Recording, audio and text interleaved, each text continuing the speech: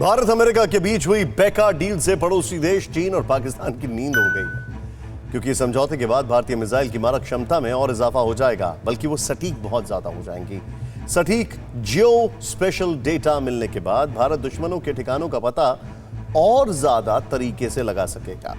और चीन की बेचैनी इसलिए भी बढ़ी है क्योंकि 2+2 की बैठक के बाद अमेरिका ने ऐलान कर दिया है कि चीन के मुकाबले में वो भारत के साथ मजबूती से खड़ा है।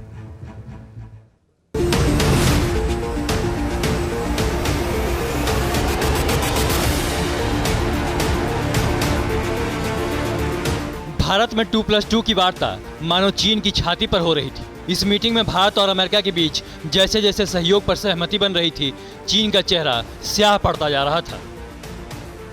अमेरिकी विदेश मंत्री माइक पॉम्पियो और रक्षा मंत्री मार्क एस्पर वॉर मेमोरियल भी गए, शहीदों को श्रद्धांजलि अर्पित की और कहा कि चीन ने गलवान में भारत को अस्थिर करने की साजिश रची थी। The CCP is no friend to democracy, the rule of law, transparency, nor to freedom of navigation, the foundation of a free and open. I'm glad to say that the United States and India are taking steps to strengthen our cooperation against all manner of threats. इस बयान से साफ पता चल रहा था कि ये भारत की कूटनीतिक जीत है। चीन का दोहरा चरित्र दुनिया के सामने फिर बेनकाब हुआ है।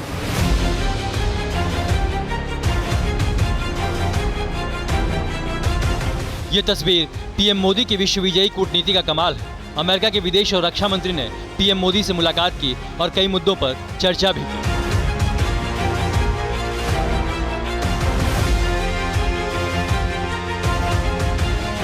2+2 वार्ता की सफलता और अमेरिका भारत की साझेदारी को इसी बयान से समझा जा सकता है कि जब अमेरिका के रक्षा मंत्री मार्क एस्पर ने प्रेस कॉन्फ्रेंस की तो मालाबार युद्धाभ्यास का जिक्र करते हुए कहा कि हमने भारत के कहने पर ऑस्ट्रेलिया को मालाबार युद्धाभ्यास में शामिल किया।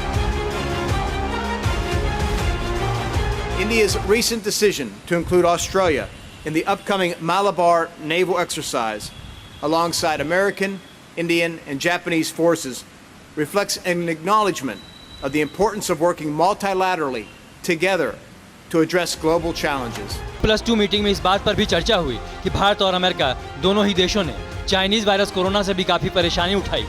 इससे निपटने के उपाय पर 2+2 टॉक हुई और वैक्सीन आने के बाद उसके डिस्ट्रीब्यूशन पर भी चर्चा हुई।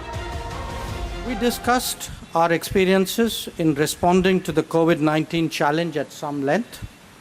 The facilitation of travel, even during the pandemic, was very commendable.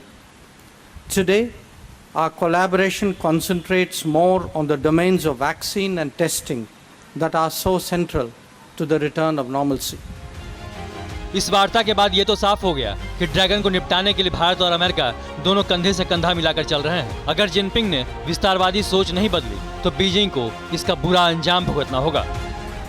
परवाह देश की, सोमवार से शुक्रवार रात 10 बजे TV9 भारतवर्ष पर।